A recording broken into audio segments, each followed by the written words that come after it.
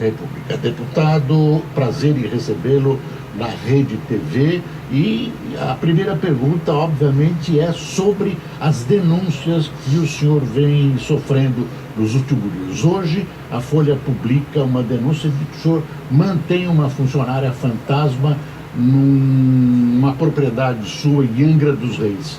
E a outra questão era a incompatibilidade dos seus salários como parlamentar com o patrimônio que o senhor possui. Obrigado pela oportunidade. A manchete da Folha de hoje, todo dia tem uma, né? Bolsonaro tem funcionária fantasma que vende açaí em Angra. A loja fotografada pela Folha de São Paulo, na Vila História de Mambucaba, a 50 km de Angra, é da irmã dela, não é dela. Então é mais uma notícia mentirosa. Ela não trabalha na loja? Não, a minha funcionária não, é a irmã dela que trabalha lá. Então faltou a Folha esperar um pouquinho mais, quem sabe dar um flagrante nela vendendo alguma coisa. Não fizeram isso. E não iam conseguir fazer isso aí. Agora, ela poderia até esporadicamente entrar na loja da irmã. Qual o problema? Okay?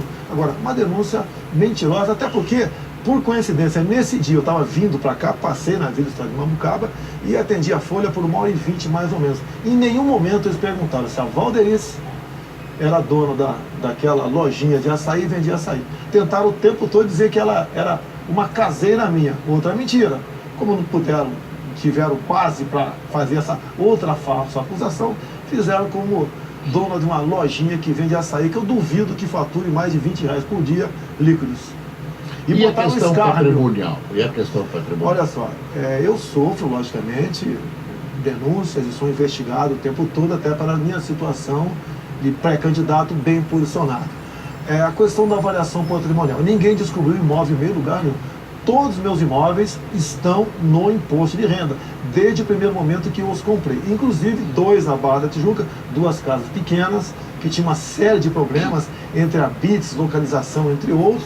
E fui denunciado há 2 anos e pouco, o MP investigou e o senhor Rodrigo Janot escreveu que aquelas 2 propriedades que eu comprei naquela época, à vista, eram compatíveis com o valor de mercado e nenhuma suspeição de lavagem de dinheiro foi encontrada naquela transação, assina Rodrigo Janot. Agora a Folha não pode querer agora assumir o papel do Ministério Público também. Aí não teve um contrato passado por baixo do valor, como muita gente costuma fazer no Brasil? Isso é quase uma regra no Brasil, tá? É quase uma regra.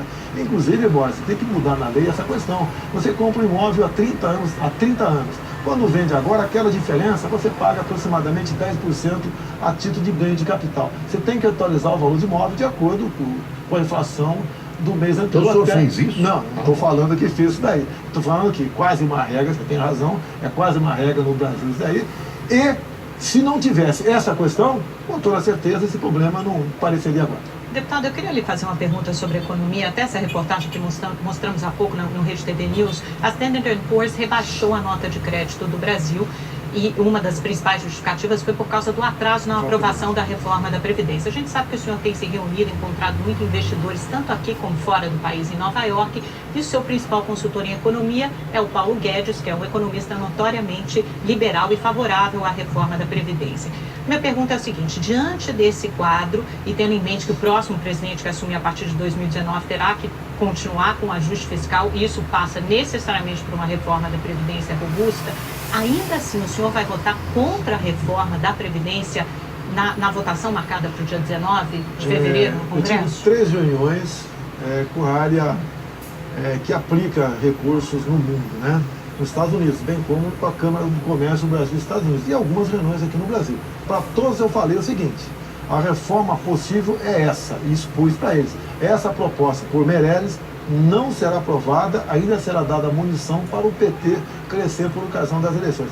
Nessa reforma que está aí, da forma que está sendo proposta, não votarei favorável. Mas ela já favorável. foi bastante amenizada em relação ao texto original, né? Propõe regras bem menos rigorosas. Ainda assim, o senhor acha que não será possível? O senhor vai votar contra a reforma da Previdência? Olha só, eu pergunto... Porque o senhor tenta convencer o mercado sobre o seu liberalismo, né? Mas eu não posso simplesmente levar à miséria os aposentados no futuro, ou então praticamente impedidos de aposentar por uma exigência do mercado financeiro. O mercado financeiro é importante, você tem que respeitá-lo, mas a população que se aposenta aqui também. A minha proposta lá era para nós acabarmos com o privilégio, tinha proposta tocante a esse, evitarmos as incorporações que surgem aqui, os marajás no Brasil, bem como você aumentar um ano agora. E deixar que o prosseguimento da reforma fique para quem assumir em 2019. Essa é a minha proposta. Essa que estão propondo aí, repito, não será aprovada, não contará com o meu apoio e ainda dará munição para a esquerda crescer nas eleições. Deputado, o Lula vai ser julgado no próximo dia 24.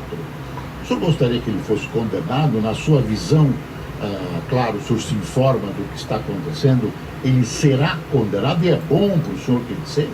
Olha, tudo que eu fiz há pouco tempo, né, era fazer gestões da minha alçada para que ele fosse julgado.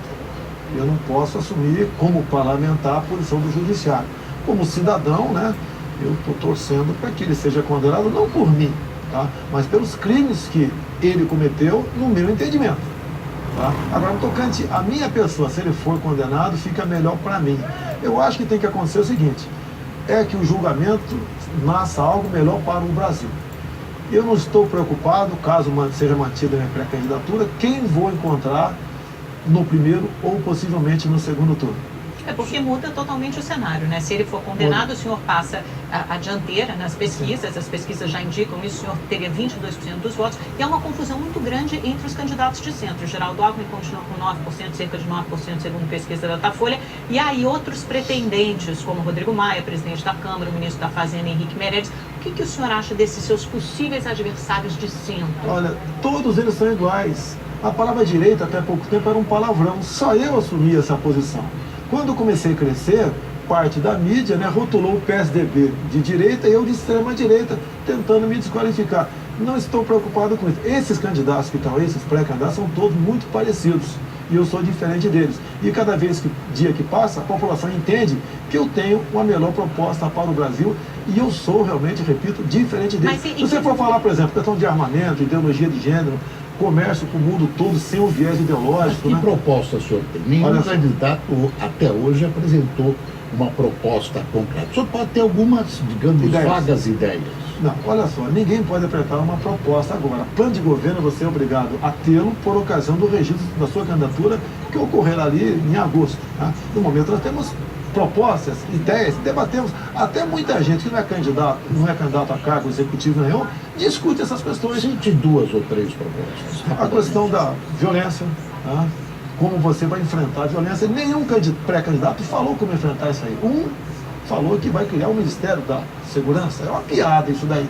Quando você não quer resolver uma coisa no governo, você cria um ministério ou cria uma comissão.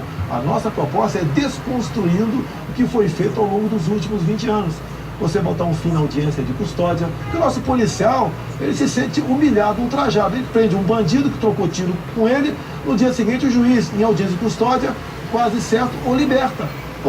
Pegou pouco tempo, 2 jovens, né, que eu não sou obrigado, não posso falar que são bandidos, não sou processado, com 10 quilos de cocaína para o exterior. No dia seguinte, a audiência de custódia o soltou. Você não pode ter pena de encarcerado, ninguém quer que ele sofra lá. Tem que acabar com os saidões, progressão de pena. Você tem que dar meios para que o policial execute o seu trabalho e não tenha medo do capa preta, ou seja, o excludente de ilicitude, ele em operação, matando quem está matando a sociedade, ele seja ouvido, né? E não seja punido por causa disso. Eu não quero dar carta branca para o policial matar, eu quero dar carta branca para ele poder se defender, para ele poder não morrer. E para nós também, Boris, você não pode dizer que você tem direito à legítima defesa. Olha o caso Ana Hickman. Se eu integrasse um tribunal de júri, eu absolveria o cunhado dela. O cara, um bandido, entra num quarto de hotel, dá 3 tiros numa senhora, esse homem consegue tirar a arma dele, dá 3 tiros na cabeça dele, uma pistola, e agora vai ser submetido a tribunal de júri em Minas Gerais por excesso. Deputado, isso é uma vergonha. Deputado, falando dos seus planos, sempre surge uma questão importante nas eleições presidenciais. O que fazer com a Petrobras? O senhor é a favor da privatização da Petrobras? Olha só, de acordo com o modelo, você pode ser favorável a isso. A questão da Golden Share, e você tem que ver sim para que capital você vai passar aquela empresa. Tem certos países que não admite a livre iniciativa, estão comprando grande parte do Brasil. Você tem que tomar cuidado com isso. Você volta para a Petrobras, para a Embraer aqui no Brasil. Ela é privatizada pela Golden Share, ela é lucrativa, tá? E ela tem tecnologia própria e bastante. Então, quando a Boeing se aproxima, você pode, de acordo com o modelo, fazer um acordo. A Petrobras é a mesma coisa. A Petrobras foi simplesmente aniquilada pelos conchavos políticos. Em troca de apoio parlamentar, o governo escancarou as portas da Petrobras e ela foi ao chão. Você pode fazer isso, me entender? De acordo com o modelo Golden Share, partir para a privatização delas. Deputado, eu vou pedir licença um minutinho para o senhor. Nós vamos para um rápido intervalo comercial. Já voltamos com mais perguntas, mais questões para o deputado e pré-candidato à presidência da República, Jair Bolsonaro. Não saia daí, a gente volta já já.